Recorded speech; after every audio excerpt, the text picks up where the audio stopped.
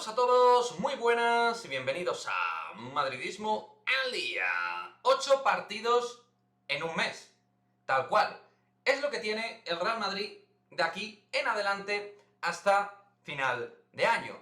Y creo que es un periodo muy importante de la temporada porque con tantos partidos y ya se empieza a ver que puede haber jugadores con cierto desgaste en este momento de la temporada. Es muy importante que el técnico sepa sacar brillo a toda la plantilla, es decir, que sepa rotar y cuándo rotar. Y esto lo digo incluso después de haber hecho un extraordinario partido frente al Granada del Real Madrid, pero creo que es muy importante, sobre todo, insisto, tras un gran partido, por ejemplo, de Casemiro, Modric y Kroos, saber que no pueden jugar todos los partidos de titular y que vas a tener que sacar jugo a otros jugadores.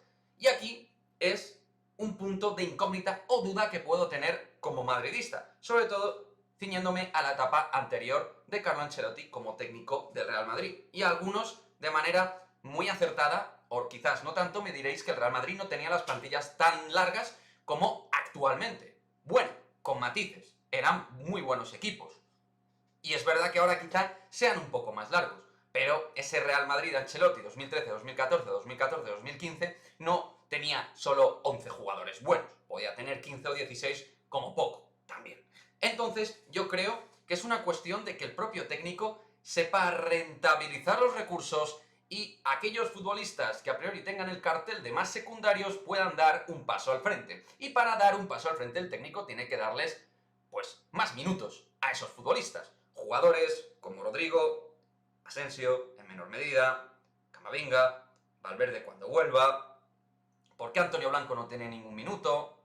Habrá que, obviamente, ver cuánto se le puede sacar a Nacho y que pueda dar un poquito más a nivel de minutaje con respecto, por ejemplo, a lo que vimos ayer, que vimos una gran versión de Nacho Fernández. Jugadores que pueden ayudar realmente. Benzema, que no llegue quemado a la fase, en este caso, final del 2021. Es decir, intentar dar refrigerio y cierto aire y oxígeno a jugadores clave como Vinicius y como el propio Benzema.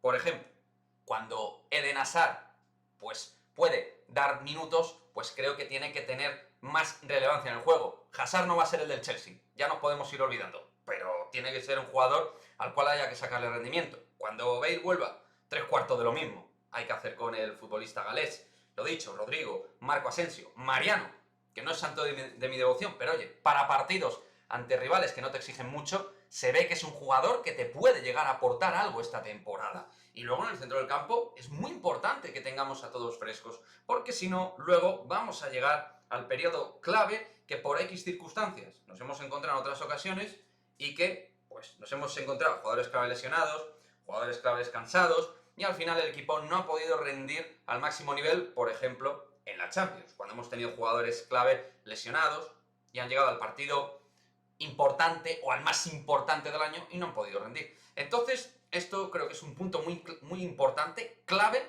fundamental ahora mismo, y lo dicho, ahí os estamos dejando el calendario. Un mes, 8 partidos.